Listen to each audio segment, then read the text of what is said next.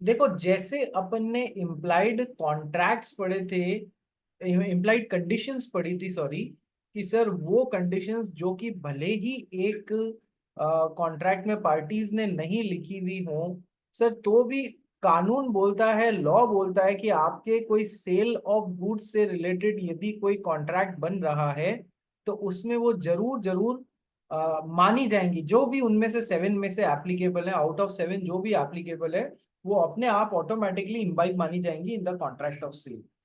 चाहे condition as to sample हो, description हो, सैंपल प्लस डिस्क्रिप्शन हो, या जो भी अपन ने पढ़े थे वो माने जाएंगे। तो सर ये तो हो गई इम्प्लाइड कंडीशंस। इसी तरीके से होती हैं इम्प्लाइड वारंटीज। जो भी आपने नहीं मानी हो, नहीं पार्टीज ने, सेलर और बायर ने नहीं भी डाली हो, तो भी माना जाएगा कि ये कॉन्ट्रैक्ट में इंक्लूडेड है। ठीक है सर। पर सर फर्क क्या है कि सर कंडीशंस यदि पूरी नहीं हो रही हैं तब तो कॉन्ट्रैक्ट को रेपुडिएट किया जा सकता है, और वारंटीज यदि पूरी नहीं हो रही है तो कॉन्ट्रैक्ट तो चलता रहेगा, लेकिन ज्यादा से ज्यादा डैमेजेस डिमांड किए जा सकते हैं। ठीक है, यदि इम्प्लाइड वारंटीज पूरी नहीं हो रही है। Yes sir.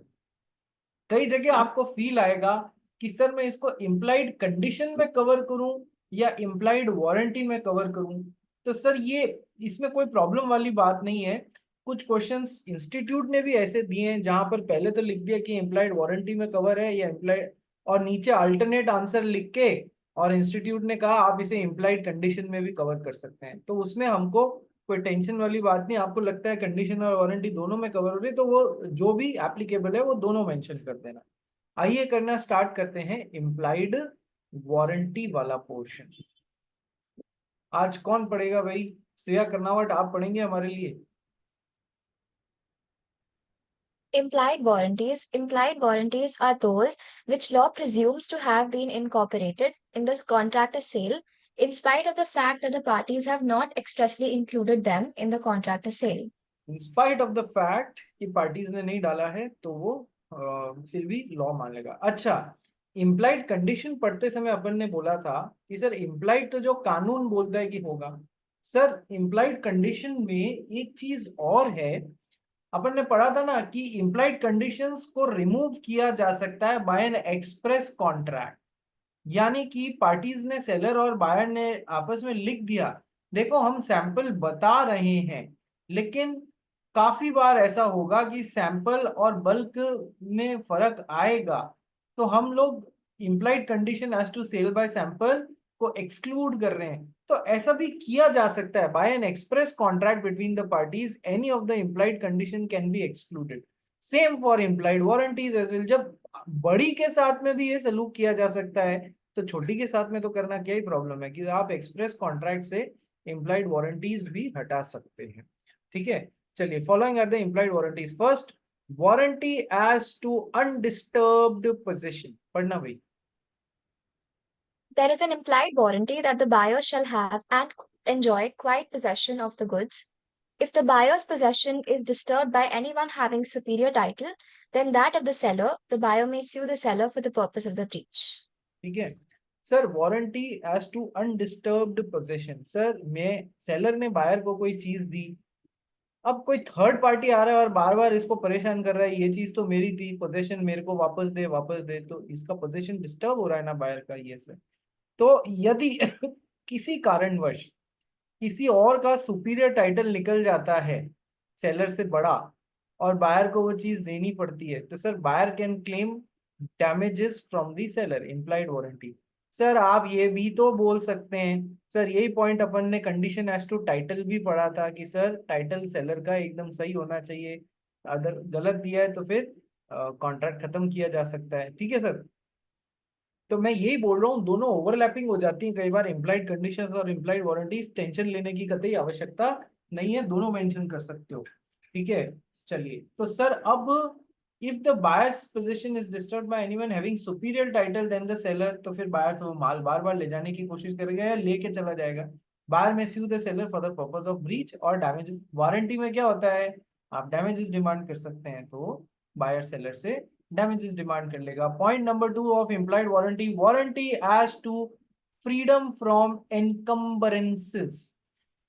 एनकम्बरेंसेस का मतलब होता है, एक एग्जाम्पल से समझते हैं अपन कि सर ये सेलर है, इसने बायर को एक ऐसी मोटरसाइकिल बेची जिसके ऊपर ऑलरेडी चार्ज क्रिएट हुआ था, उसके ऊपर उधार ले रखा था उसने। ठीक है, तो क्या चार्ज क्रिएट हुआ सर? 5,000 रुपए का चार्ज क्रिएट हुआ था। सेलर ने वही चार्ज वाली मोटरसाइकिल बायर को बेच दी, बिना बताए बेच दी, बिना बताए बेच दी कि इसके ऊपर चार्ज क्रिएट हुए। तो सर अब जो मनी लेंडर था वो तकाजा करने यहाँ पहुंचा, फिर बायर के पास पहुंचा, भाई साहब इस मोटरसाइकिल पे 5,000 रुपए मैंने उधार दिए हुए हैं, या तो आप चुका दो या फिर मैं मोटरसाइकिल लेके जाऊंगा। ठीक है, बायर के लिए ये न्यूज थी। बायर के लिए एक इम्प्लाइड वारंटी है in a contract of sale that the goods sold should be free from any charge और एनकम्बरेंसेस। तो यदि 5,000 रुपए इसको चुकाने पड़ गए बायर को, तो ये सेलर से वसूल सकता है एज डैमेजेस, या फिर डायरेक्ट सेलर को बोल सकता है भैया 5,000 रुपए चुका। ठीक है, because the goods sold should be free from encumbrances. पढ़ना है इसको। There's an implied warranty that the goods shall be so free from any charge or encumbrances in favor of the third party. If the goods are found subject to some charge in favor of third party, the buyer may sue the seller for damages. However, this warranty is not applicable where the buyer has been informed of such charge or has notice of the same. जहां पर या तो seller ने buyer को पहले से बता दिया है, बॉस इस पे मोटरसाइकिल पे 5,000 रुपए का चार्ज है, हाइपोथेकेटेड है, या फिर बायर को इस बात का ऑलरेडी नोटिस है, सेलर ने नहीं बताया तो भी बायर को इस बात का नोटिस है। तो फिर अब उसके बावजूद भी उसने ये गुड्स यदि सेलर से खरीदे हैं, तो फिर अब वो 5,000 रुपए के लिए सेलर को परेशान नहीं कर सकता है। ठीक है, ये वारंटी फिर नहीं मान्य होगी that the goods shall be free from encumbrances if the buyer is having notice already, या फिर सेलर ने बायर को ऑलरेडी इस बारे में इन्फॉर्म कर दिया कि तू जो चीज खरीद रहा है उसमें एनकम्बरेंसेस है, चार्ज है, देख ले। ठीक है, तो फिर ये इम्प्लाइड वारंटी लागू नहीं होगी। देखो आजकल क्या है, डिटेल, आपने एक बात सुनी है, devil lies into the detail, devil lies into the detail. या फिर आप अच्छी तरीके से इसी बात को बोलना चाहें तो सर गहरे पानी में बैठने पे मोती मिलता है। कभी समुद्र में जाके मोती ढूंढने की कोशिश करेंगे तो वो आपको हल्के हाथ ऊपर ऊपर नहीं मिलेगा, गहरे पानी में जाके मोती मिलेगा आपको। तो सर क्वेश्चंस जो है ना आजकल, उनके आंसर्स यदि आपने इन डेप्थ स्टडी करी हुई है डेफिनेटली आएंगे, नहीं तो तकलीफ होने वाली है। चलिए, तो सर अब ये छोटी सी बात है कि जहाँ बायर सेलर ने बायर को इन्फॉर्म कर दिया हमारी ये वारंटी लागू नहीं होगी, कितनी छोटी सी बात है, लेकिन सर इस पे क्वेश्चन पूरा मोल्ड हो जाएगा।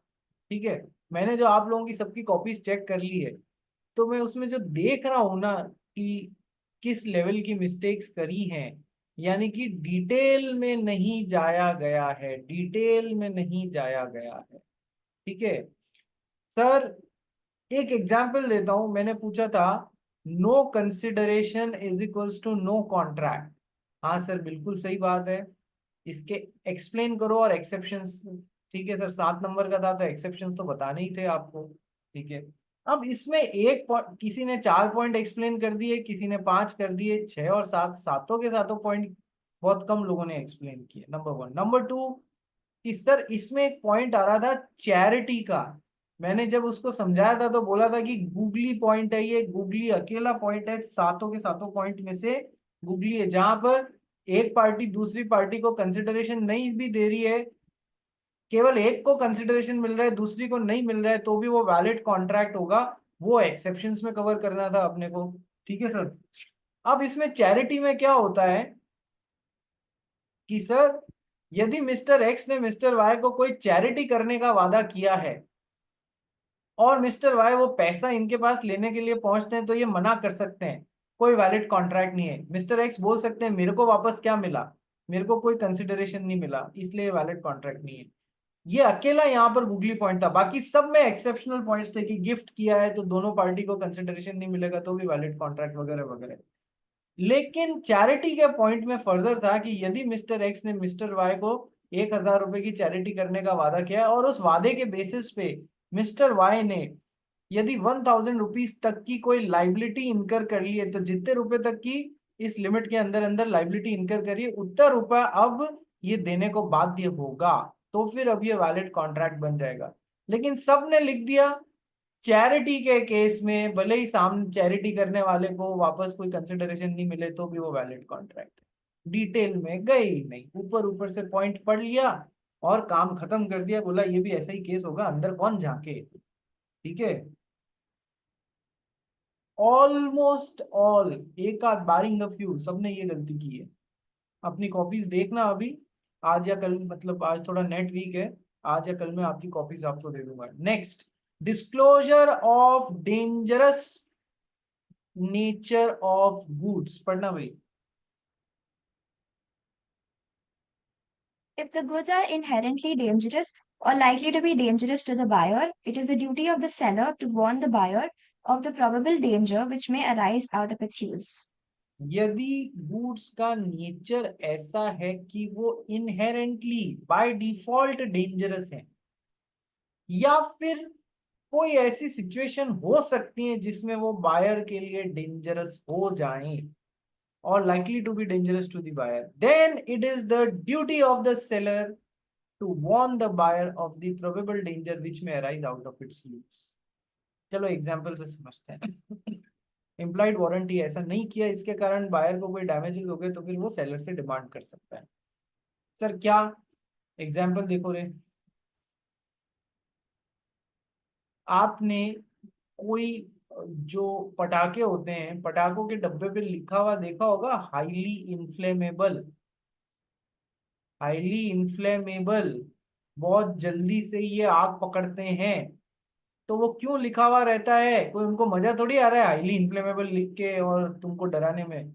उसका मतलब ये है कि ये डेंजरस नेचर ऑफ गुड्स है, कृपया इनसे डील करते हुए सावधानी रखें, हाईली इन्फ्लेमेबल। ठीक है, सेकंड पॉइंट, सर कुछ टॉयज होते हैं, उन टॉयज के डब्बों पे लिखा हुआ रहता है ना कि for child of the age above 6 years, 6 साल से बड़ा, या फिर ऐसा लिखा हुआ रहता है choking hazard due to small pieces in toys, keep out of reach of children, keep out of reach of children.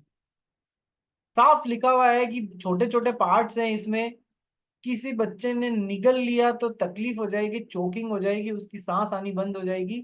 Choking hazard due to small parts expected, keep out of reach of children. ठीक है, या फिर कोई poison की शीशी होती है तो उस पर लिखा हुआ होता है ना कोई तरीके की वो चेतावनी लिखी हुई होती है। तो इन सब से आप समझ जाओ where the goods are inherently of dangerous nature या इट माइट प्रूव डेंजरस, तो इस बारे में पहले से सेलर को, बायर को बताने की एक वो इम्प्लाइड वारंटी है। Point number 4, warranty as to quality of fitness by usage और ट्रेड, पढ़ भाई। There is an implied warranty as to quality of fitness for a particular purpose may be annexed to usage of trade. Usage of trade का मतलब होता है sir, कई जगह customary practice होती है या कई जगह यूजेज ऑफ ट्रेड होता है कि ये काम करना है तो ये इसी तरीके से होगा। फॉर एग्जाम्पल, आपने जैसे अपने को कार खड़ी करने के लिए छपड़ा बनाना है, ठीक है, छप्पर बनाना है, तो सर यदि छप्पर बनाना है तो उस छप्पर की पर्टिकुलर स्ट्रेंथ होनी चाहिए जिससे कि वो मतलब टूटे नहीं, कोई उसके ऊपर चीज गिर जाए, कल को अर्थक्वेक आ जाए तो वो आराम से टूट के बिखरे नहीं। तो सर यूजेज, अब स्टील या जो स्टील की या ये शीट्स आती है ना, चादर आती है छप्पर के ऊपर लगाने वाली, वो अलग अलग स्टील ग्रेड की आती है। मान लो 18 ग्रेड की भी आएगी, 19 ग्रेड की भी आएगी, ऐसे लेके 32 ग्रेड तक की आती है। सर जो सबसे मजबूत है फॉर एग्जाम्पल वो 18 ग्रेड की है, और ये छप्पर बनाने में या तो 18 ग्रेड या 19 ग्रेड की ही काम में ली जानी चाहिए। ये जस्ट मैं एग्जाम्पल के लिए आपको एग्जाम्पल बना के बता रहा हूँ। तो सर यूजेज ऑफ ट्रेड बोल रहा है कि यदि किसी बायर ने सेलर से ऐसा छपड़े का सामान खरीदना है तो वो बस उसको बताया, तो यूजेज ऑफ ट्रेड के अनुसार वो इसी चीज का दिया जाना चाहिए। तो सर कई चीजें यूजेज ऑफ ट्रेड से भी इम्प्लाइड वारंटीज डिसाइड हो जाएंगी कि यदि जो है उस पर्टिकुलर ट्रेड के लिए वैसा ही माल देना पड़ता है तो वैसा ही देना पड़ेगा, यदि नहीं दिया तो इम्प्लाइड वारंटी से डैमेजेस वसूल कर सकते हैं। There is an implied warranty as to quality और fitness for a particular purpose may be annex to usages और ट्रेड। अपन ने इम्प्लाइड कंडीशन में पढ़ा था there is no implied condition as to quality और fitness because of the doctrine of caveat emptor, but under exceptional circumstances it can be, under exceptional circumstances it can be। ठीक है, तो sir particular purpose में भी annex to usage of trade, sir यहाँ implied warranty जरूर annex करी जा सकती है। तो ये चार जो है इम्प्लाइड वारंटीज ये अपने को पढ़नी है। ठीक है, कुछ कुछ ओवरलैपिंग हो रही है जैसे मैंने आपको फर्स्ट पॉइंट में बताया, तो सर वो आप दोनों मेंशन कर सकते हो, कोई प्रॉब्लम नहीं, अल्टरनेटिव आंसर लिख के। ठीक है, अब आते हैं एग्जाम के एक नेक्स्ट मेजर क्वेश्चन की तरफ। डॉक्ट्रिन ऑफ कैविएट एम्पटर क्या बताया था? Let the buyer himself be beware और अवेयर, वो जो भी खरीद रहा है उसके पर्पजेस के लिए फिट है या नहीं है, ये देखना खुद किसका काम है कि खुद बायर का काम है, because of doctrine of caveat emptor. Seller will not be responsible to see that the goods which the buyer is buying is fit for his purpose or not। इसके एक्सेप्शन भी बताए थे मैंने आपको, ये कैविएट एम्पटर सेक्शन 16 में implied condition में अपन ने कवर कर लिया था। ठीक है,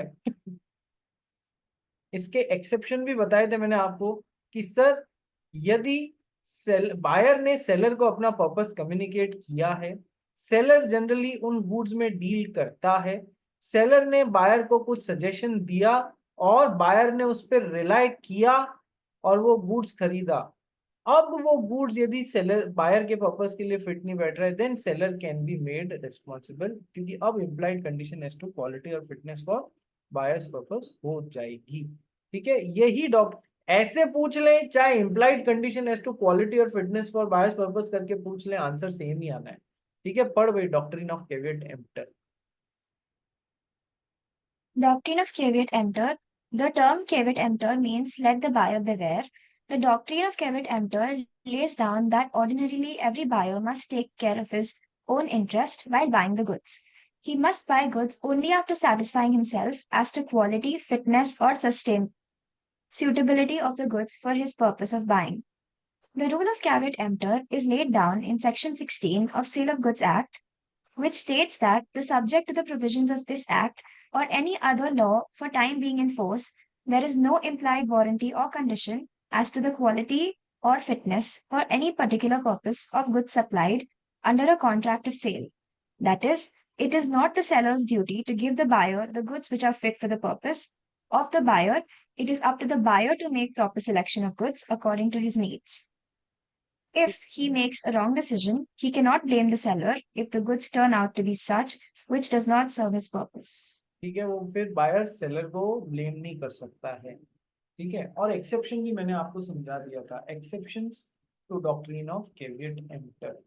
when the purpose of buying is made known to the seller then seller can be made responsible। तो यही तो पढ़ा था implied condition as to quality और फिटनेस में, वो तीन बातें होनी चाहिए। पर्पस सेलर को बता दिया, सेलर उस गुड्स में जनरली डील करता रहता है, और सेलर ने बायर को कुछ सजेशन दिया जिसके ऊपर रिलाई करके बायर ने माल खरीदा, अब वो गुड्स पर्पसेस के लिए फिट बैठने चाहिए। ठीक है, पढ़ ले इसको भाई।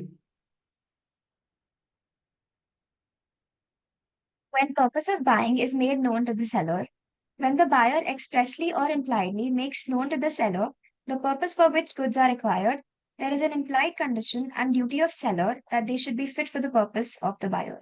यहाँ पूरी बात नहीं आई हुई है, the purpose for which the goods are required बता दिए, प्लस वो जो दो बातें और बताई थी ना वो हाथ से लिख लेना कि सेलर जनरली उन गुड्स में डील करता रहता है और सेलर ने बायर को सजेशन दिया और बायर ने उस पर रिलाई करके वो गुड्स खरीदा। कई बार तो होता है सेलर ने बायर को सजेशन तो दिया पर बायर ने दिमाग चला लिया, बोला नहीं तेरे सजेशन से नहीं, मेरे दिमाग से कर लेगा, तो फिर तीसरी कंडीशन फुलफिल ही नहीं हुई।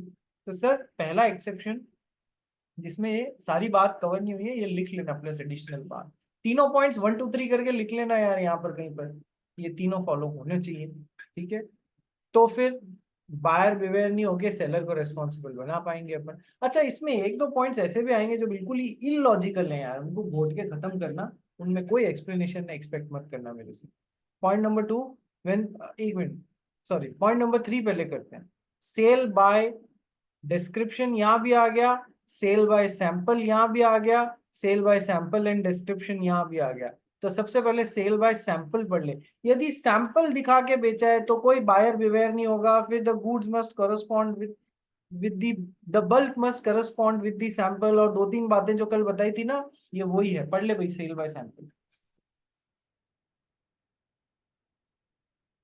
Sale by sample, where the goods are sold by sample and the goods supplied do not correspond with the sample, this rule of KV-Tempter does not apply.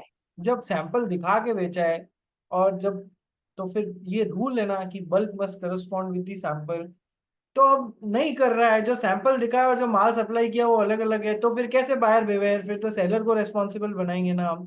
तो second exception of doctrine of caveat emptor. Third exception sale by description. Sale by description, where goods are sold by description and the goods supplied by the seller do not correspond to the description. In such case, this doctrine does not apply. The seller must take care in supplying the goods as per description. ठीक है, description दे के बेचा है sir basmati rice super quality का दे रहा हूँ, तो वैसे ही होना चाहिए। डिस्क्रिप्शन दे के बेचा है कि सर मेरी मिठाई बिल्कुल फ्रेश है, तो वैसा ही होना चाहिए। क्या हो गया कर्नावट, कौन परेशान कर रहा है तुमको? नहीं सर। सर आप ही कर रहे हो, और कौन कर रहा है? पढ़ने लगा दिया मेरे को। ठीक है, चलो आ जाओ। तो सर यदि कोई डिस्क्रिप्शन दे के बेचा गया है तो goods must correspond with the description. इसमें फिर आप दिखा डिस्क्राइब कुछ किया, भेज कुछ रहे हो और बोलते हो बायर बिवेयर रहे, भाई ऐसा थोड़ी होता है। तुमने जो डिस्क्राइब किया है माल वैसा तो निकलना चाहिए। Next exception to caveat emptor, sale by sample as well as description. Where the goods are sold by sample as well as description, and the goods supplied do not correspond with the sample as well as description, this rule of caveat emptor does not apply. This एक मिनट sorry, this rule of caveat emptor does not apply where the goods are sold by sample as, दोनों use करके बेचे तो दोनों से match करना चाहिए, बोथ। एक से किया एक से नहीं किया तो फिर भी इम्प्लाइड ये कंडीशन जो है वो पूरी नहीं होगी, और कैवेट एम्प्टर का एक्सेप्शन होगा। ठीक है, नेक्स्ट सर ये पढ़ना मर्चेंटेबल goods. Merchantable goods, where the goods are bought by a description from a seller who deals in the goods of that description and goods are not of merchantable quality, the rule of caveat emptor does not apply. ये अपन ने कल पढ़ा था ना, condition as to merchantability, कि sir good should be merchantable quality, that means commercially saleable, that means कि sir ऐसे होने चाहिए जो अपना काम सही से करें। ठीक है, तो सर देखो कितनी तो सेम ही है, क्या क्या चीज सेम है सर?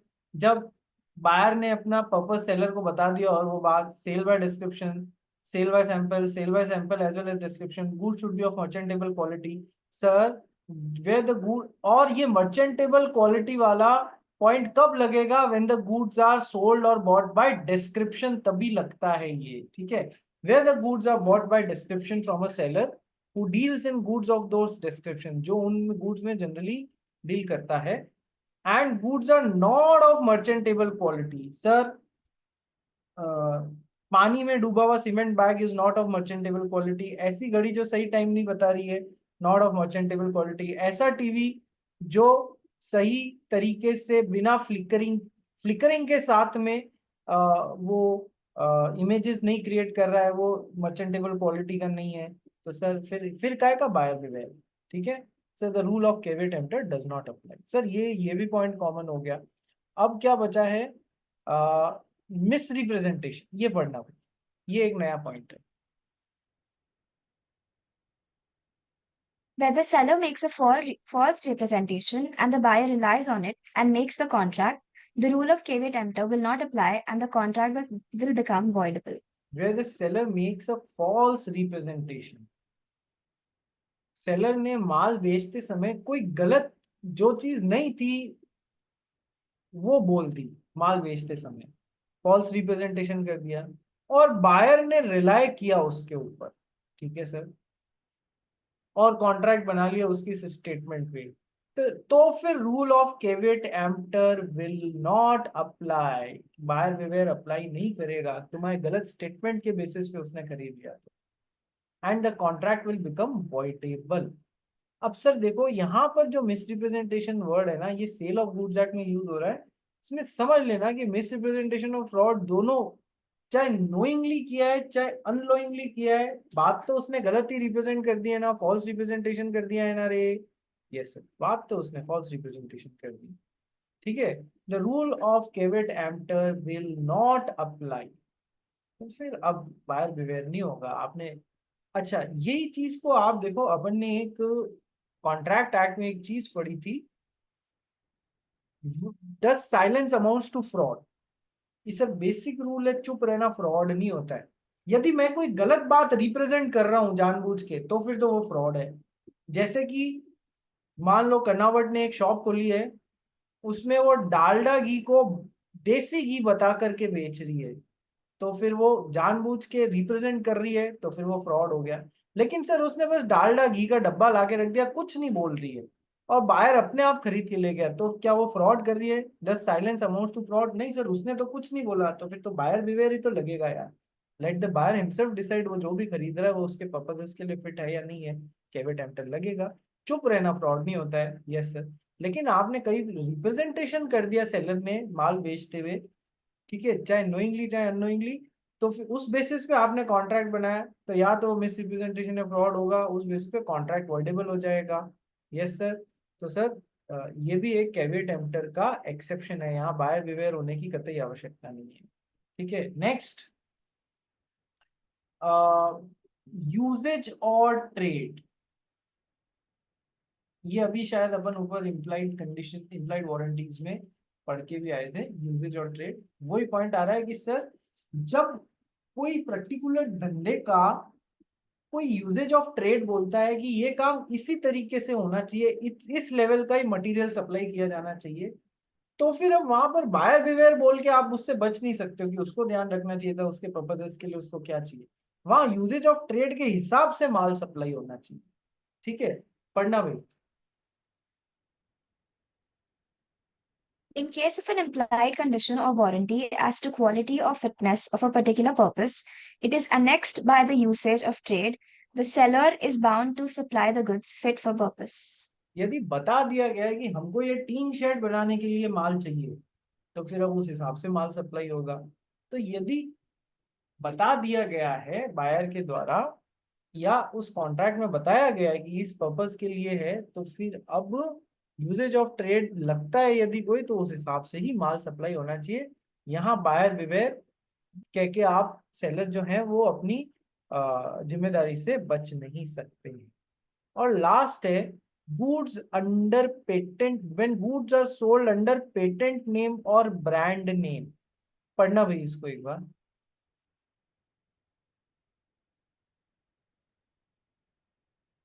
क्या हो गया कर्नावट सर, पता ही नहीं पड़ रहा है क्या पढ़ना है। When goods are sold under patent name और, Sorry, sorry, sir. मेरा ये म्यूट का बटन ही खो गया था. ओह, पढ़ना है In इसको। case In case where the goods are purchased under its patent name or brand name, there is no implied condition that the goods shall be fit for any other particular purpose. इतना अच्छा होता है यदि लोगों का unmute का button खो जाता, काफी बार तो।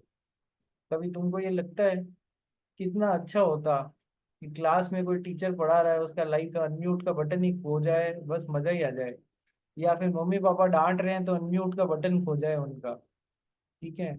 नेक्स्ट, इन केस, ये तो अपन ने कल भी पढ़ा था कि सर यदि गुड्स को उनके ट्रेड नेम से बेचा जा रहा है, अरे सैमसंग का फोन दे देना, अरे उषा की सुई सिलाई मशीन दे देना, सुई मशीन दे देना, अरे सोनी का टीवी दे देना ये वाला, इस तरीके से बेचा जा रहा है इन केस, ये थोड़ा अपसर्ड पॉइंट है यहाँ पर, in case where the goods are purchased under its patent name और ब्रांड नेम। वही वाली बात कर रहा हूँ, ब्रांड नेम से बिक रहा है या पेटेंटेड नेम के कारण बिक रहा है, उषा की स्विंग मशीन दे दे, there is no implied condition that the good shall be fit for any particular purpose. आपने बस मांगा मुझे उस सोनी के टीवी का 55 इंच का ये वाला मॉडल नंबर दे दे, उसने उठा के दे दिया, कोई कुछ नहीं, बस जहां ब्रांड नेम से या ट्रेडमार्क से डीलिंग हो रही है, कोई इम्प्लाइड कंडीशन या वारंटी नहीं, ठीक है, कोई। तो in case where the goods are purchase under its patent name और brand name, there is no implied condition that the goods shall be fit for any particular purpose. Goods किसी भी purpose के लिए फिट होंगे, इसकी कोई वो है ही नहीं। अब सर फिर ये यहाँ कैसे फिट हो रहा है? कैविट एम्प्टर तो अपन ने पढ़ा था, let the buyer himself be beware और अवेयर। हम क्या कर रहे हैं, हम उसके एक्सेप्शंस पढ़ रहे हैं कि जहां पर सेलर बिवेयर या अवेयर होगा।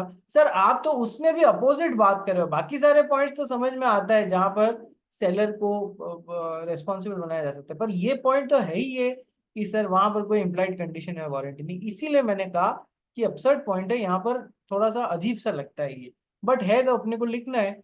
when the goods are sold under a patent और ब्रांड नेम, कोई किसी भी पर्पस के लिए, ना तो सेलर जिम्मेवार ना बायर, जाओ अपने घर जाओ, मस्त रहो, मजे करो, ठीक है। चलिए, हाँ, बेसिक मर्चेंटेबल क्वालिटी और ये सब मैं मना नहीं कर रहा हूँ, ये सब होनी चाहिए, ठीक है। चलिए, टीवी खराब हो, मर्चेंटेबल क्वालिटी का हो नहीं, वहां आप अलग जगह कर सकते हो, लेकिन यदि आपने ब्रांड नेम से खरीदा है, कोई इम्प्लाइड कंडीशन और वो उसमें कि बायर के पर्पसेस के लिए फिट रहेगी, ऐसा कुछ भी नहीं होता है, ठीक है। चलिए, ये हो गया आज अपना चैप्टर नंबर 1 और चैप्टर नंबर 2 पूरा। अब मुझे ये बताओ कितने लोगों ने इसके क्वेश्चंस जो हैं, जो मैंने क्वेश्चन बैंक भेजा था, वो एटलीस्ट चैप्टर नंबर 1 के देख लिए हैं, बताइए, हाथ खड़े कीजिए, एटलीस्ट चैप्टर नंबर 1 के देख लिए।